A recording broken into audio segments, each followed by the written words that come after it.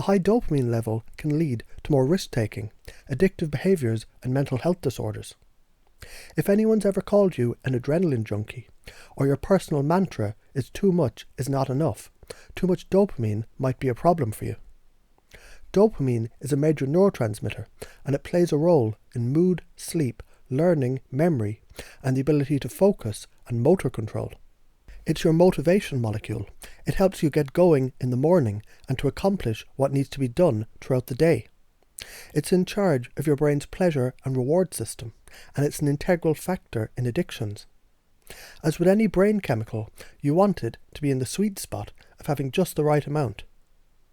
The vast majority of people with chemical imbalances have low neurotransmitter levels, not high. But if you suspect you have a problem with excess dopamine, know that too much can be equally detrimental to your health and well-being. You need dopamine in just the right amounts. Too little will leave you feeling unmotivated and joyless, but too much will wreak havoc on your life in many destructive ways. It can make you aggressive, uncooperative, and less empathic. When under the spell of too much dopamine, you're more likely to take risks and to act impulsively. It can push your libido into hyperdrive and make you more prone to addictions of all kind. How you get your thrills may depend on the area of your brain that's pumping out the dopamine.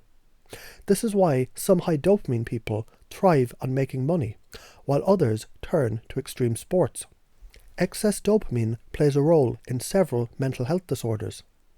ADHD, bipolar disorder, obsessive-compulsive disorder, paranoia, psychosis, and schizophrenia.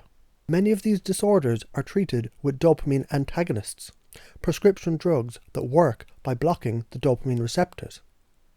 In his book, The Dopaminergic Mind in Human Evolution and History, psychologist and neuroscientist Fred Previck, PhD, contends a high dopamine personality is characterized by high intelligence, a sense of personal destiny, an obsession with achieving goals and conquests, emotional detachment that in many cases leads to ruthlessness, and a risk-taking mentality.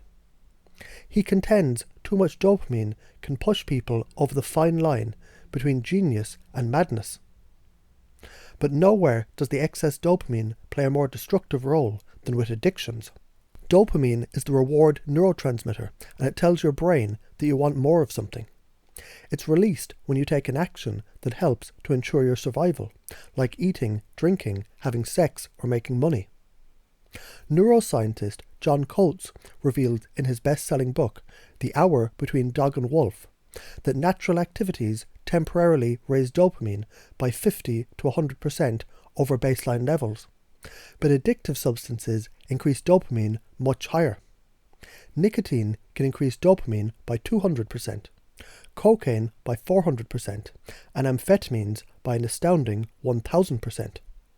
All potentially addictive substances and behaviours, including caffeine, alcohol, nicotine, stimulant drugs, sugar, shopping, video games, cell phone use, online pornography, gambling, pursuit of power, and thrill-seeking, flood the brain with unnaturally high levels of dopamine. The dopamine receptors are relatively fragile, and this bombardment can damage them and even stimulate them to death. So to protect your dopamine receptors, a process known as downregulation occurs. The dopamine receptors become less responsive or even totally shut down. This means you need more and more of your addictive behaviours or substances to get a similar buzz. You're now stuck in a vicious cycle of addiction, dopamine production and downregulation. Robert Lustig, MD, states in The Hacking of the American Mind, as long as the dopamine receptors are alive, they can regenerate, but it can take 12 months or more to return to their normal function. It's not just illicit drugs that can cause high dopamine. Prescription medicines can also. Many are dopamine agonists, and this means they work by activating the dopamine receptors. These drugs are usually prescribed for treating low dopamine conditions like Parkinson's disease and restless leg syndrome. The popular antidepressant Wellbutrin works by increasing the dopamine, as do drugs commonly prescribed for ADHD like Ritalin. These drugs can overshoot their target, causing the symptoms associated with high dopamine. For example, some Parkinson's patients have experienced side effects like compulsively gambling from their dopamine-boosting drugs. Some seniors have gambled away their life savings before the connection between the behaviour and the medication was made. There's a few causes of high dopamine that can be related to lifestyle. Stress is tough on your brain in many ways, including negatively impacting your dopaminergic system. Too much dopamine is often the result of poor lifestyle choices. Too much stress, too little sleep, poor diet, partaking in addictive substances, and engaging in risky behaviours. A lack of sleep is another highly detrimental lifestyle that can contribute to the rise in dopamine. When you don't sleep well, it's tempting to push through the day with sugar and caffeine, both of which further spike your dopamine levels. There's a neurochemical reason that sugar and caffeine-laden energy drinks are a favourite of extreme sport enthusiasts. The substances give your brain the dopamine boost that it craves. You may wonder how you know for sure if you're dealing with a situation of high dopamine. So far, there's no reliable tests for neurotransmitter imbalance, including high dopamine. There are tests that measure the amount of neurotransmitters in bodily fluids, but there's no correlation between these levels and those in your brain. Additionally, there's no scientifically established standard for a normal level of dopamine or any other neurotransmitter. So for now, symptoms are your best indicator of a neurotransmitter's status. Too much dopamine is often the result of poor lifestyle choices. Too much stress, too little sleep, poor diet, and using addictive substances or engaging in risky behaviours. Addressing these habits and behaviours responsibly is the key to changing the excessive levels of dopamine in a lasting, meaningful way. But while you're making these lifestyle changes, there's also a handful of nutritional supplements that can also help. There's many prescription drugs that are dopamine antagonists, and they work by blocking the dopamine receptors. There's also several natural dopamine antagonists that safely normalise or reduce the high levels of dopamine in mentally healthy people. If you have a dopamine-related mental health disorder or take any medication that can affect dopamine, always talk to your doctor before adding in any supplement. Bacopa monnieri is a popular Ayurvedic herb. It's a popular brain-boosting supplement, and it enhances memory, learning and concentration, and is especially good for age-related cognitive decline. It's also a mood enhancer, and it reduces both anxiety and depression. Bacopa is considered an adaptogen, a substance that supports the overall health by helping the body achieve a state of balance known as homeostasis. Bacopa regulates the levels of dopamine, serotonin and GABA, dialing the production up and down as needed. This ability makes Bacopa a unique, excellent, all-purpose herb for achieving and maintaining overall neurotransmitter balance. The white mulberry is a small ornamental tree native to China that's widely cultivated to feed silkworms. It now grows wild throughout the US, and in some areas is considered a pest. In traditional Chinese medicine, the white mulberry is used to reduce fever, protect the liver, improve vision, and to treat diabetes, arthritis, heart disease, and high blood pressure. White mulberry supplements are sold mainly to regulate blood sugar, control appetite, and help with weight loss, but they also lower excessive dopamine. 5-HTP is a popular supplement used for insomnia, anxiety, and depression. It's believed to work by increasing serotonin, but an unintended side effect is it depletes excessive dopamine. One of the simplest and most pleasant ways to normalize dopamine is using lemon essential oil. Inhaling the lemon oil vapors offers significant anti-anxiety and antidepressant effects. One known way it works is by speeding up the turnover of dopamine in the hippocampus.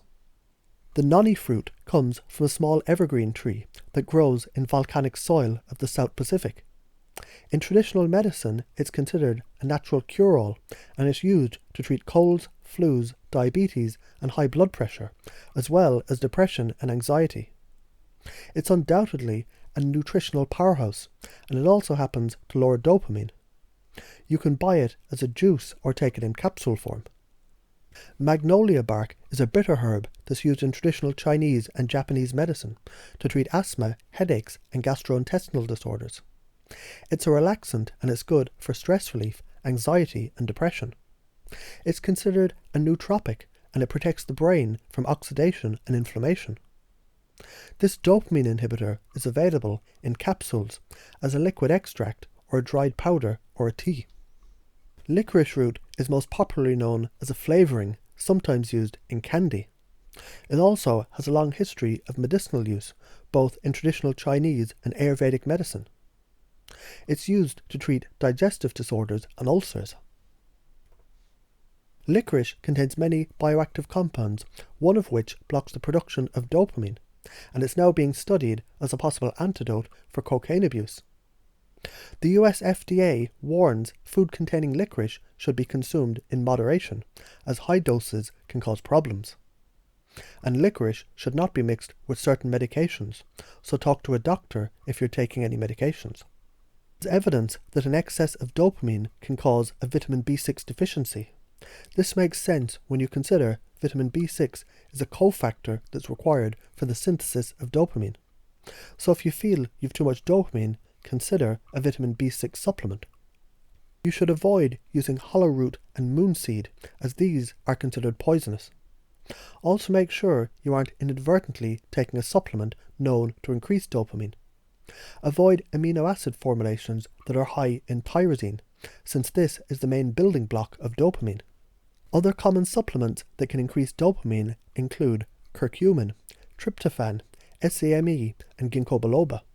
There's a growing but controversial trend emerging in Silicon Valley called dopamine fasting. It appears it might have some merit. To combat the effects of excessive dopamine caused by overstimulation, the Silicon Valley biohackers are taking time off from electronic devices, drugs and sex, and even embracing silence for 24-hour periods. According to Cameron Sepa, PhD, the Silicon Valley psychologist who popularized dopamine fasting, short-term periods of abstaining from social media and technology can help you to rebalance your life. Sepa recommends putting yourself on a dopamine fast by avoiding technology use, drugs and other activities that flood the brain with dopamine.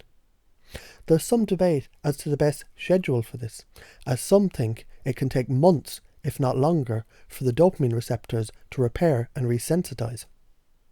Dopamine is the major neurotransmitter that sparks motivation, and it's in charge of the brain's pleasure and reward system. An excess of dopamine might make you the life of the party, but it can also lead to self-destructive behaviours like addictions of all kinds. If the symptoms point to having high dopamine levels, you can take steps like getting enough sleep, proactively managing the stress, minimizing consumption of caffeine and sugar, and try natural remedies that can reduce dopamine. If you have a problem with one or more addictive substances or behaviours, take steps to get it under control. And if for any reason you believe you have a dopamine-related mental health disorder like schizophrenia or bipolar, or if you take any medication that alters dopamine activity, talk to a doctor before trying any remedies that can affect your dopamine levels. To learn more about neurotransmitters, you can check out my series Know Your Neurotransmitter, or to book a consultation or learn about herbs, supplements and natural treatments, check out my website.